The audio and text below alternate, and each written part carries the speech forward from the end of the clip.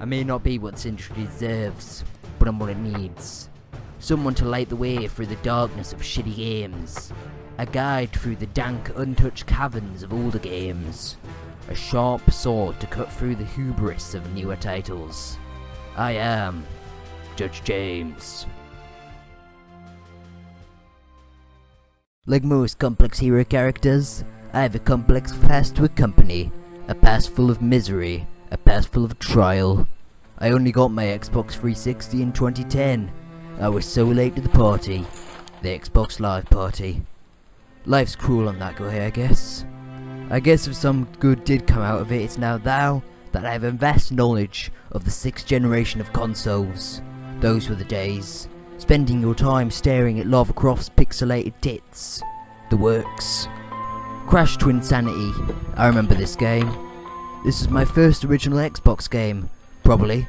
I recall hints of fun through the shrouded blackened mist of my oppressed wonder years.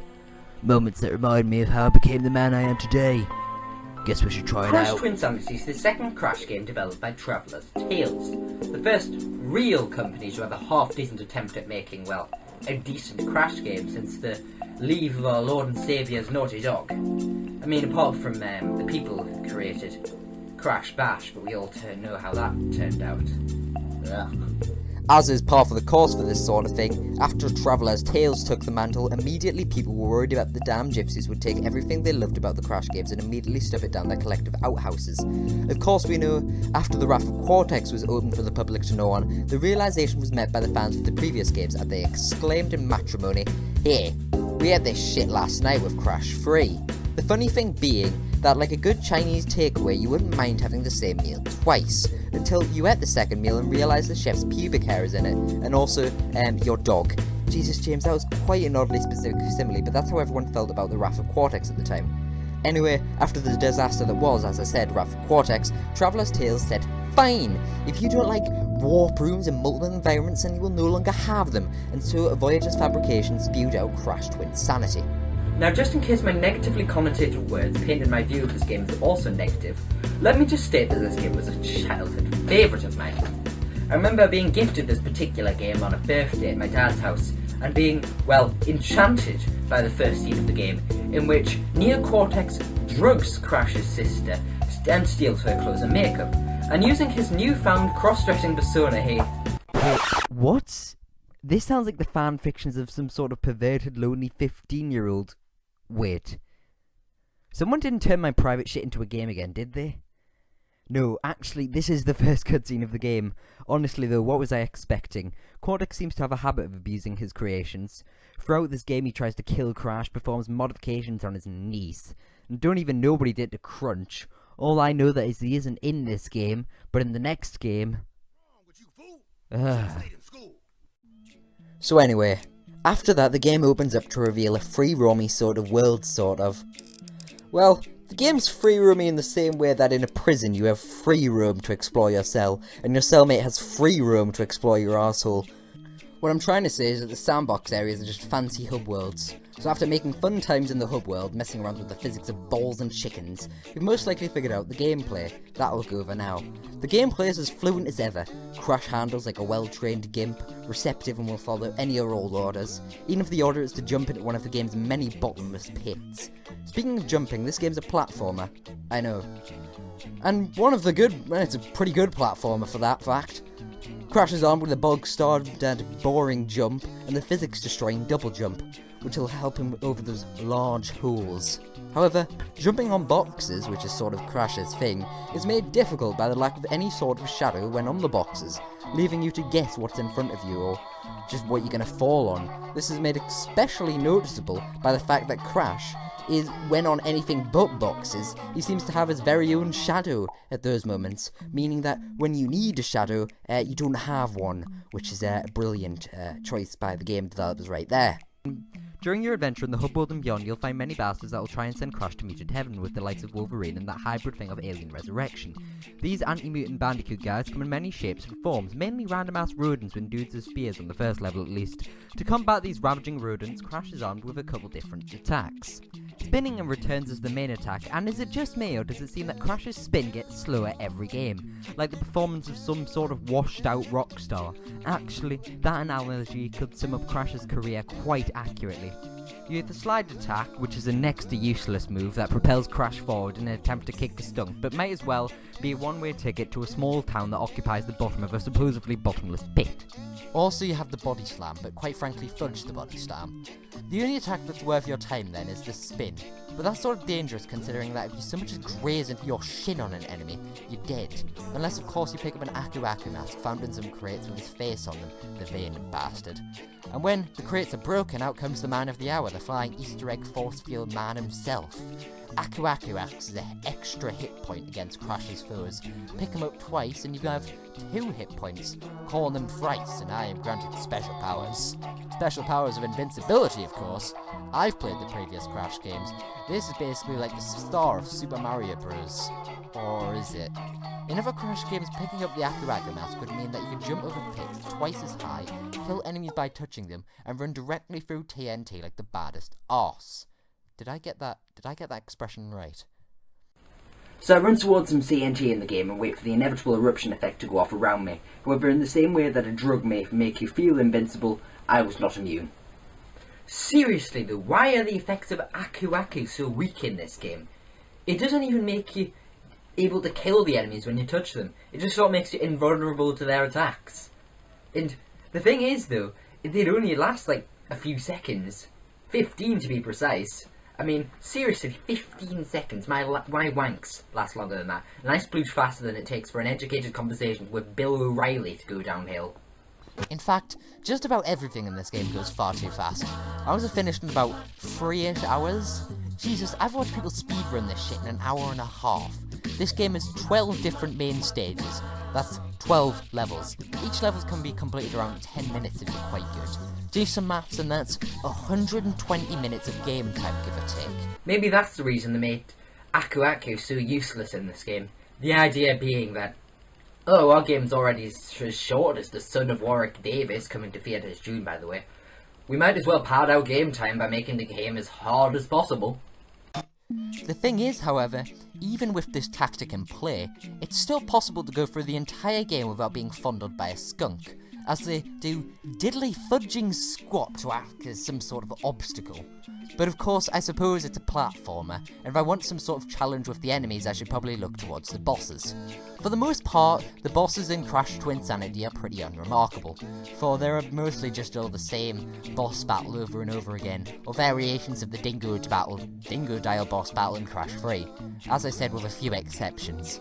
My favourite boss probably has to be, interestingly enough, Dingo Dial, which is purely because of the fact the boss is probably one of the most difficult, and I like a challenge. Well, there's a little more of this game that I can really talk about without dropping some saucy spoilers. So if you don't want this game spoiled, if you do not want this game spoiled, then leave now. Here is your chance to leave. You can take the blue pill? Maybe. You can leave now. Just go on. Run away. Run away. I don't need you. I don't want you here. You gone? Are they gone? All they gone. Good. Good. I absolutely hate those guys. Bunch of pansies, if you ask me. God. Honestly, who do they think they are? Disgusting. So after pissing around on the beach, yeah, remember that, our hero follows Cortex for 6 minutes into the island's deeper interior. Keep on running and we find ourselves into a tutorial. Dude, why did you even insert the sandbox if you were just gonna teach people the basics here? Oh well, at least we get to see some humour with Cortex. That's one of the big things this game is pushing, by the way. Humour, it's fun, some funny jokes are there. Of course, I can't really laugh at these jokes in front of the microphone in case I risk ruining this whole cynic style I'm going for. But let's just say these jokes amuse me. After following Cortex around for a bit, it turns out to be a trap, and it's not Coco. Surprised to see me, Crash. Like the fleas in your fur, I keep coming back. 3 years I spent alone in the frozen Antarctic wastes. And I missed you. And so I've organized a little gathering, like a birthday party, except the exact opposite. And look, all of your friends are here. You are so very popular. Let's start handing out the presents. Now, as a man who owns about 50 hats and an over-the-top persona, I find this character very, well, quite relatable. And whenever I'm asked to do, like, a voice of, like, some sort of evil jerk, I always find myself going back to doing the Cortex voice. You know, the sort of this sort of voice. The only bad side effect is that it makes me look like a bit of a wanker. But I don't really need help with that, so... So after following the easy defeat of Cortex, seriously all you have to do is shoot his gun back at him, we have to fight Mecha Bandicoot. Okay. So yeah, after the defeat of Mecha Bandicoot, which is basically the same boss battle over again, the game introduces one of its many mechanics. After falling into a cave, well, Crash and Cortex to start fighting it out. And this is called Bro Rumble. Sure. This effectively works like the ball thing on Wrath of Cortex, and is used in one level during the game. But hey, if you wait long enough you'll see Cortex and Crash spank each other. I mean, one level though, it's just such a waste, but as I said, spanking, so fine. On the completion of the Bro Rumble section, that's basically completed in about 5 minutes, Cortex is chucked in front of a power crystal and... What?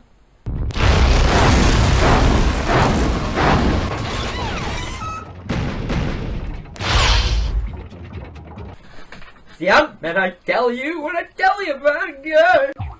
So, Ant-Men with lightsabers arrived to steal some crates filled with Wumpa Fruit, because I'm assuming in the world of Ant-Men, Wumpa Fruit is some sort of rare and valuable resource that they would collect, presumably to sell to make enough money to save a sick little girl and children. Crash, disapproving of sick ant girls, kills all of the ant people and saves his creator from his fate of sitting on top of a drill for the rest of his miserable existence. Crash becomes entranced, get it, by the crystal and tries to steal it from Cortex. This introduces yet another mechanic played around with about 3 times. That's one of the things about this game. One of the big selling points is that you could do, like, loads of abusive things to Neo Cortex, as demonstrated on the cover art. Look at that, he's doing all these abusive things. But the thing is, the game's so bloody short that you only end up using them, like, once. So one of the main selling points of the game, you only use, like, a few times. Well done, guys. Well done. The mistreatment of your creator acts more of an extension of Crash's original abilities more than anything. You can chuck Cortex around to pull switches, shoot Ant-Men and to collect gems. You can spin Cortex around if that's your thing, or you can slam him like the body slam. Fuck the body slam. Fuck the body slam. After escaping the cave, we meet some aliens? Presumably the king of all the Ant-Men, I don't know. And I stopped following the story around after the title screen anyways, so whatever. These guys throw Cortex's brain around, and after doing some running, hiding, more jumping, it takes us to a farmer who has a power crystal, who makes us do some sort of weird mini-game. The way this section is presented and worded, it really gives off a vibe of a larger and richer game, which is what Crash Twinsanity used to be actually. However, due to running out of time, budget cuts, the weather, the bus being late, and the combined efforts of both Democrats and Republicans, the game was cut short, which is referenced multiple times during the game's course. Come now, as we explore a new dimension! It should have been 2 new dimensions, but we ran out of time. Get it?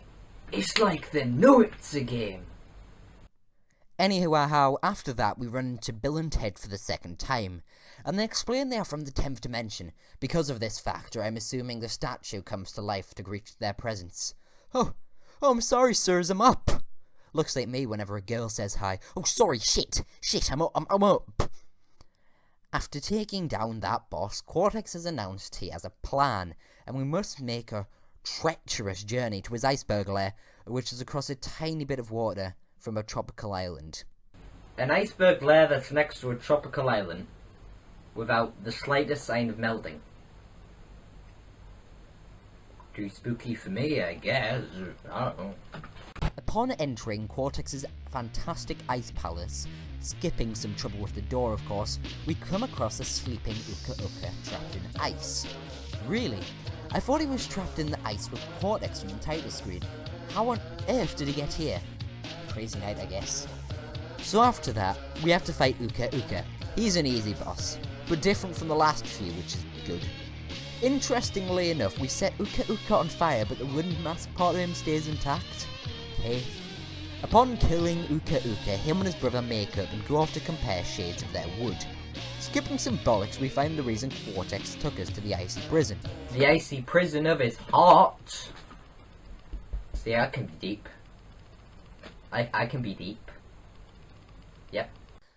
Soon after, it is revealed that Cortex can take us to the 10th dimension if we collect 6 power crystals, so I guess we can face the 2 parrot boys on their own turf, which is good.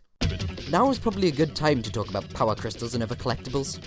Power crystals are used as methods to progress the game's story, but you collect other items such as gems and gems. Gems are used to look at cutscenes from previous parts of the game and also to see concept arts. That's fun, you know. Wampa Fruit's also a collectible. Collect 100 Wampa Fruits and you will gain an extra life. Yeah, I should have stated this game's rocking an old school life system. Not that it matters really, because the chance of you getting a game over is less likely than any form of recreation being built in my hometown. Northumberland County Council. Bunch of twats. So it seems that Cortex does not have enough power crystals to energize his super laser and or psychotron. 6 power crystals in order to make the leap, and we have 4. Let's see. That isn't enough! All is lost! However, it seems that Cortex's mate engine has some of those things, so it should all be fine. However, in a turn of events, such as Cortex not knowing the way about his own iceberg lair, Crash and his compadres find themselves on top of a bloody slope. I mean, seriously, why did he take us here if he didn't know the way around, if he didn't know the way down? Luckily, Crash seems to know the way down and... oh god. You can feel how much that would hurt. Around this point is probably a good time to talk about the music in this game actually, as when you are snowboarding at high velocities on a man's head, some cool tunes tend to be in order.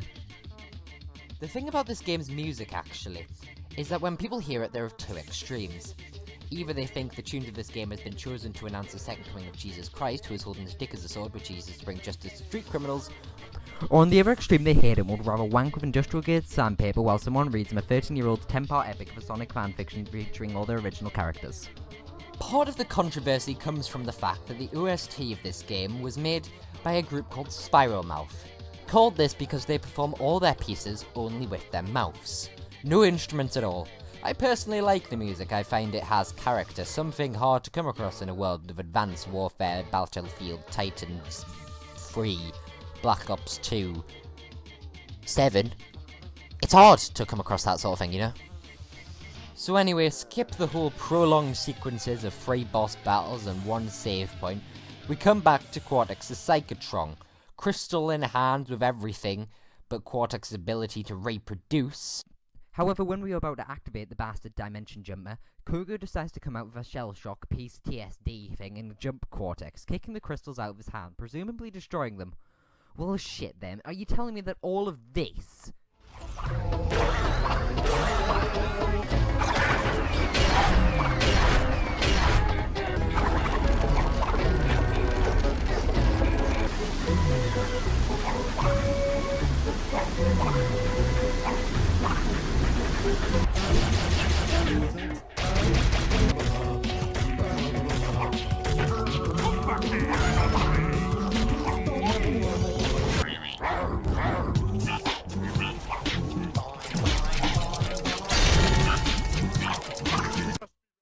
was for nothing because of my stupid sister. God damn it, Cortex, you can bloody keep her for all I care now. After the whole incident, Cortex explains he has an, niece. My daughter, niece! Sister's daughter is going through the trials of education in a private school, an evil private school known as the Academy of Evil. So Crash and Cortex must make their way towards the quite atmospheric school. During the flight to Hitler's high school, the pesky parrot duo decides to barge in on Cortex, insult their ride, call them ugly, and, as a final insult, call upon light men with energy swords to rough them up. Makes you wonder what Crash and Cortex did apart from have the audacity of being the protagonists. After the twins drop off their friends, we get our first playing as Neo Cortex. This is the first game in which we get to play as Cortex outside of mini-games actually, and kart races. So the more you know. After all this wait, however, I'm disappointed to say that Cortex's gameplay is pretty lacking. Cortex has only one level during the entire game, excluding 2 boss fights. He has a useless jump feature, one attack, a gun that you mash the X button to shoot, an auto-aim feature, but hey, looking around looks cool I guess. Because of Cortex's limited gameplay, this also means his levels are also quite extremely limited. No bloody joke, his entire level is run away from shit, run to shit, shoot shit, run away from more shit, shoot some more shit, and then shit, I guess, like right on the floor. It's disgusting. Well, hopefully we can have some fun in the Crash level before this. Oh, Crash, I didn't realize you felt this way. Oh. Due to development cuts, Crash Bandicoot The Adventures of Cortex the Incestuous Crossdresser is notorious for its glitches and bugs. Honestly, a whole community is developed around these imperfections, curiously like a bacteria spawning a fanbase. I've seen some glitches that are game-breaking, such as levels colliding, and small glitches, such as Cuckoo killing Crash. Wait, what? That's part of the game? You're telling me characters that we're soon about to play as hurt you if you touch them? That's like if a mushroom on Super Mario Bros.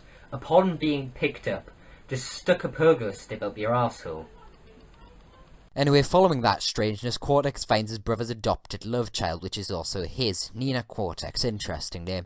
So the game allows us to take control of the 8-year-old to jump on top of some rooftops, for reasons, I suppose. Nina's a fun character to play, however, like Cortex, has some problems. Starting about, well, Nina has an array of attacks. For one, she has what feels like a more effective spin than Crash. She has a grapple arm for grappling to shit, I suppose, as well as being Batman. Actually, it's quite uncanny how much this level reminds me of Arkham Asylum, the Academy of Evil, I mean. But I digress. Nina has a jump also, which I think is slightly higher than her uncle's, however not as high as Crash's. Nina also only has one level, which is a shame, because even though her character design in mind, her levels are, well, they're less flexible, but I think they could have done more. She's an interesting character with interesting mechanics.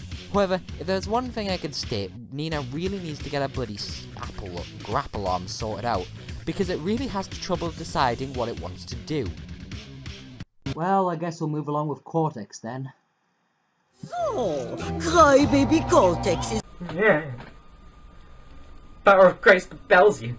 So this is our man Billy. She's basically Cortex's teacher. An interesting dive into Cortex's past, which is something we don't really get to see much of in any of our Crash games, which is fun, I guess. Well, after the Abilene boss battle, it's easy, I had no trouble with it, may I just add. The section is over. Crash and the gang arrive back on the airship, where Cortex explains his path with the evil twins. Wait, I think I remember now. The way it happened. Victor, Moritz, back in your cage, you naughty boys. I was 8 years old and the most popular student in the academy. Ah, yes. How they loved me. It was my first experiment with the Evolvo Ray. Phase 1 in my plan to create an army of super animals. The test subjects, my 2 pet parrots, Victor and Moritz. The only creatures I didn't loathe or eat. The experiment was proceeding as planned, when suddenly... my parrots were gone. lost amongst the infinite dimensions. I was heartbroken. How I missed those twins, and how I longed to see them again. But be careful what you wish for, young man, Back off, Grandpa! or your wish will come true. Honestly, I thought that was, well, the coolest twist when I was younger. We've collected all 6 power crystals now and are ready to journey to the game's end. The final boss battle awaits. When Crash and co arrive in the 10th dimension, Nina is immediately captured by Crash after the latest game. Seriously, I wouldn't be surprised. And he rides Nina down some fleshy hill like some sort of flesh board. Again, the music is great, and we get the longest dick-destroying joke.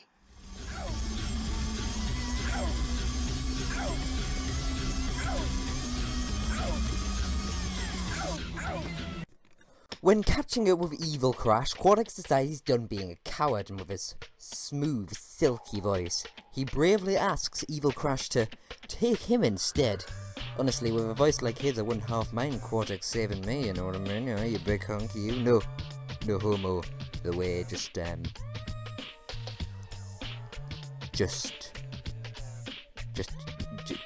nothing. Anyway, after this leads on to an easy resolve and the last level. Arguably the hardest level in the game.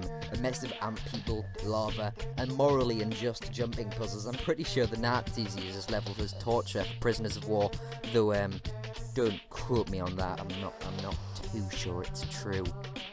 Shh, don't tell. I think half of the hassle comes from the physics of these bloody energon balls of Transformers, which is sort of this level's main thing. Look, I'm a fan of giant balls. Hell, balls are fantastic. However, when a game makes me wish that I've never laid another eye on like a pair of nice balls in my life ever again, that's when you know shit has gone wrong. Again, that wasn't no homo. I'm just talking about energon balls of Transformers. Finally, our heroes and the rest catch up with our Resident Evil parrots, who only seem now angry about their past with Cortex. Jesus, like, somehow they knew about Cortex's epiphany. You know, if I didn't know any better, I'd say this game plot was rushed.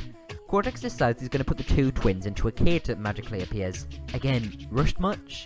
The cage suddenly turns into a giant robot because video games, and also magnifies the little shits into twice their original size. Again, because video games, I suppose.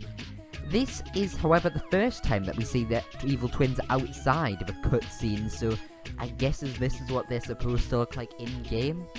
I mean, man, cutscenes lying to an audience about what a game looks and feels like. It's not like we've ever seen that before in Assassin's Creed, and Watch Dogs and Destiny. The final boss is aesthetically pleasing to look at. The whole ant-themed gothic robot accompanied with the brutalistic environment of the rest of the stage makes for a real treat to the eye. Honestly, the whole boss fight fits into the genre of mascotted gaming extremely well. The idea of fighting a giant robot in a lava field, as for the fate of the world, fits into the stereotype of male child's power fantasy extremely well. I mean, how could this possibly go wrong? Well, first off, the boss battle has multiple stages, 3 actually, with all the characters. I mean, that's awesome, fine, that's pretty epic for a final fight, sure, as I said, this is definitely shaping up to be something special. Opening the confrontation, we play as Nina, an 8-year-old against a giant fucking ant robot. That's giant, by the way, it's really big. Nina must avoid the attacks of Mogira. These attacks include a flame breath type thing, a claw attack that I guess stretches out of its hitbox a bit. The mechanical monstrosity also seems to stomp every once in a while, you know, with the little shockwaves coming out. You know, I've never understood how these attacks would hurt so much in a video game. I mean, shockwaves and other ground-shaking events, such as earthquakes, only damage the objects and environment around you, meaning the quake itself would only sort of trip you up a bit. Oh, and it also gives birth to ants, so yeah, there's the thing. Anyhow, ignoring my obvious over-observation of a game that's targeted at children, the boss battle starts with Nina. Well, Nina must use her grapple to climb these towers. Simple enough. Bollocks. Twat. Wankstain. Why is this not working? You'd think it's because I'm not aiming properly. Nope. Well, maybe it's because I'm pressing the button too early. Think again. Maybe because I'm pressing it too late. I wish. No, it's actually because you have to press the button down. Now that doesn't sound too bad, but trust me, in a game that encourages you to constantly swap your thumbs around to different positions through reflex tests and jumping puzzles, it's a ridiculous prospect. And do you want to know the annoying thing? Holding the button only increases your chance of it working. Most of the time it still doesn't. Ah, you incestuous bits of pond life. Yes, bloody hell, I don't normally get annoyed by things like this, but inconsistencies I hate. Well anyway, the second stage is better. We play as Cortex and have approximately 2 seconds to get used to the attack pattern before getting our arse blown up to Alpha Centauri. Ah, bollocks, are you telling me that I have to do this whole Nina stage again? So upon finishing Nina again, we set to work on Cortex, who as I said is much easier than Nina once you get the attack pattern nailed down. And once you figure out what you're supposed to do. All that you have to do is avoid the robots' guns and then shoot them. Rinse and repeat. Sounds simple enough, but it takes so long to destroy the guns, and with no feedback given to the progress that you're making, you could run around for ages trying to work out the obvious solution. Come on, Jesus! Oh yeah, what a climax. Robot battles. Well, how do we do this? I guess we just have to shoot through these gaps and... Wow. Is this it? Is this the... Is that all this robot is? Is this the boss battle? After all that Nina and Cortex build-up bullshit? Ducking hell! Please no, we're in the robots for God's sake, I want to do more than this. Oh for fudge's sakes. What an anticlimax. Basically, to sum up the ending of the game, the twins get eaten, Cortex gets trapped in Crash's brain after an attempted murder, and Bob's your uncle, the game's over, job is good. It was sort of rushed, but... you know. And with this, the game is over as quickly as it came. She ran off into the darkness of the boulevard, her dress flapping around her chubby legs, her shaggy brunette bun draped in the love of Midnight Street Quickie. Crash Twinsanity was a lovely girl if you could get past her imperfections, a short posture accompanied by a love it or hate it South English accent. Despite the fact her stockings had messy large holes in it, she was a fun girl, quite easy to pick up and have a mess around with, but I wouldn't advise spending too much time with her, lest she spit in your face during one of her many glitches.